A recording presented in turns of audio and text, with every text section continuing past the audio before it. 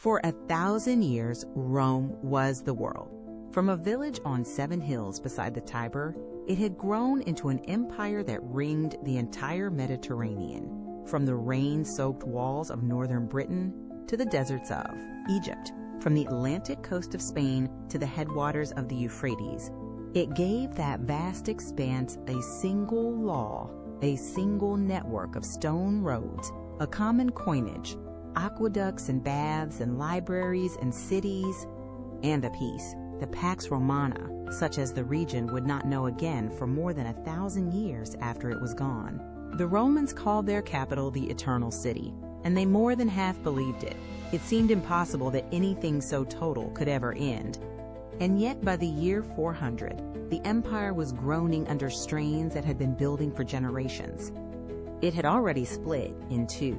A wealthier Greek-speaking East ruled from Constantinople, and a Latin West ruled from Italy, the better to govern so much ground. Far out on the steppe, a mysterious and terrifying people called the Huns were driving westward, and their advance shoved whole nations of Goths and Vandals and Franks up against the Roman frontier, and increasingly across it. The empire had swallowed newcomers before, and made Romans of them, but the dam was straining now, and no one could say how long it would hold. That it held at all in the West was largely the work of a single man. His name was Flavius Stilicho, half Vandal by blood, Holy Roman by loyalty, supreme commander of the Western armies, and guardian of the weak boy emperor Honorius. Again and again, Stilicho turned back the invaders. Again and again, he beat the Gothic king Alaric, and then, in the old Roman way, tried to bargain him into the empire's service rather than annihilate him. For a decade and more, Stilicho was the wall the West leaned on. And then, in the year 408, that wall was pulled down, not by an enemy, but by the very court it had spent its life protecting. A scheming minister whispered to Honorius that Stilicho was a traitor, plotting to seize the throne for his own son. The frightened emperor believed it and ordered his greatest general put to death. Stilicho, who had the troops at hand to resist and refused to plunge the empire into civil war, laid his neck beneath the sword. It was one of the most catastrophic acts of political suicide in all of history. In the weeks that followed, Roman mobs butchered the families of the barbarian soldiers who filled the army's own ranks, and 30,000 of those soldiers marched off in fury to join Alaric. 2 years later, in 410, Alaric led his Goths to the gates of Rome, and the Eternal City was sacked for the first time in 800 years. The shock was felt to the ends of the earth.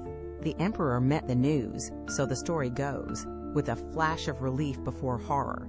For Honorius kept a favorite hen he had named Roma, and on being told that, Rome has perished. He thought at first they meant only his beloved bird. And the bleeding did not stop.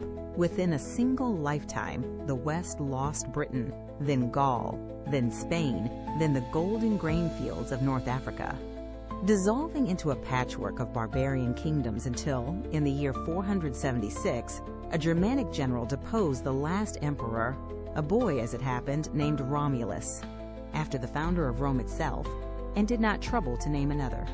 In the West, the Roman Empire was simply over.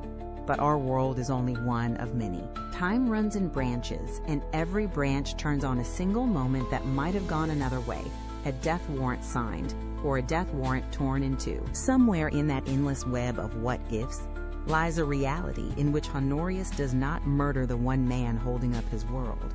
Let us cross over and follow that world to its end. In this timeline, the whisper of treason does not take. Perhaps Honorius keeps his nerve. Perhaps Stilicho's friends reach the emperor first. Perhaps the general, for once, refuses to bare his throat and secures the court by force. However it happens, Stilicho lives, and the catastrophe of 408 never comes. There is no massacre of the soldiers, families, no exodus of 30,000 fighting men to Alaric, no sack of Rome in 410. Alaric's Goths are instead settled and absorbed, as so many peoples had been absorbed before them, given land and a place within the imperial order in exchange for their spears. The dam holds. And here is the thing our own history proves, even as our imagination forgets it. It could hold. The Eastern Empire, facing the very same Huns and Goths and Vandals in the very same century, did not fall. It endured for another 1,000 years. The fall of the West was never written in the stars. It was written by frightened men in a palace at Ravenna. And in this world, they choose better.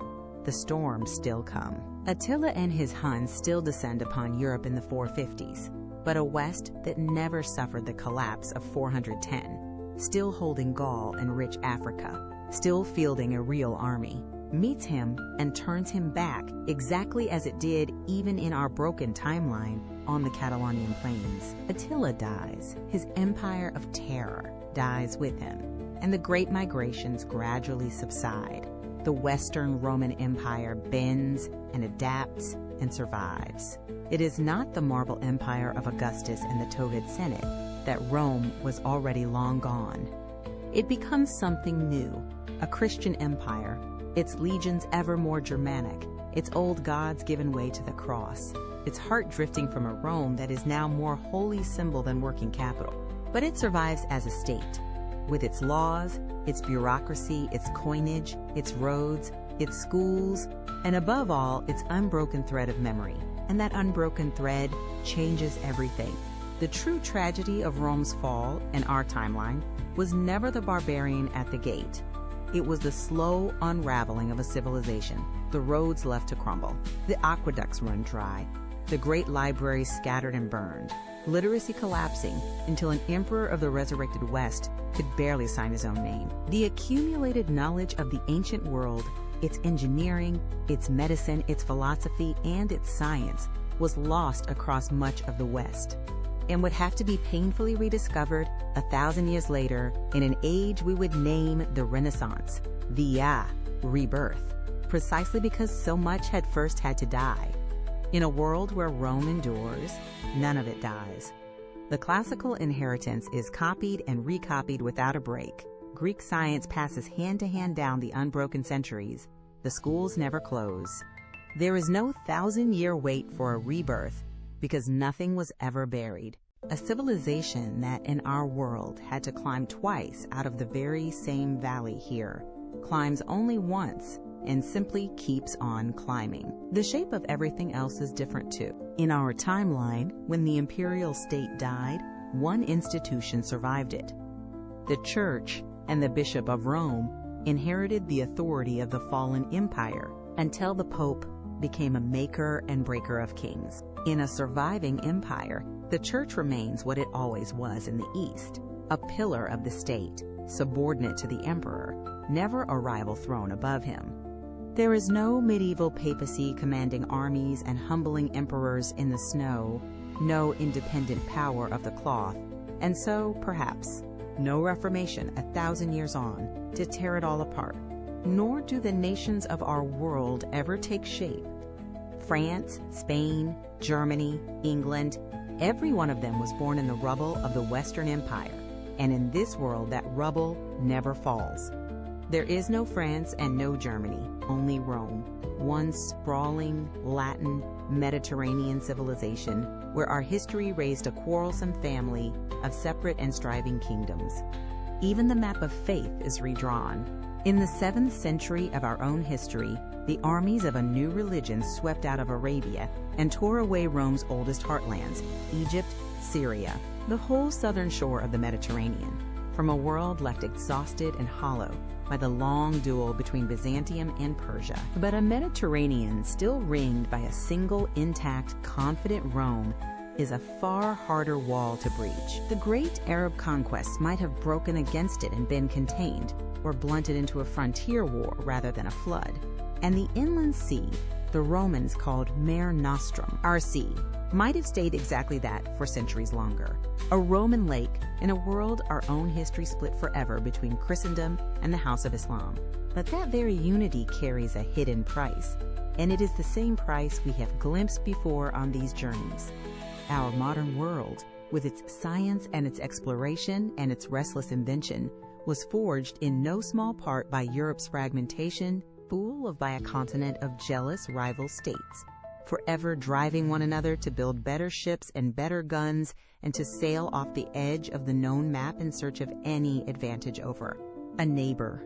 An eternal universal Rome, like the eternal empire of China, might instead have settled into a magnificent and stable stillness, orderly, cultured, unhurried, with no rival across the border to race and no reason on earth to hurry.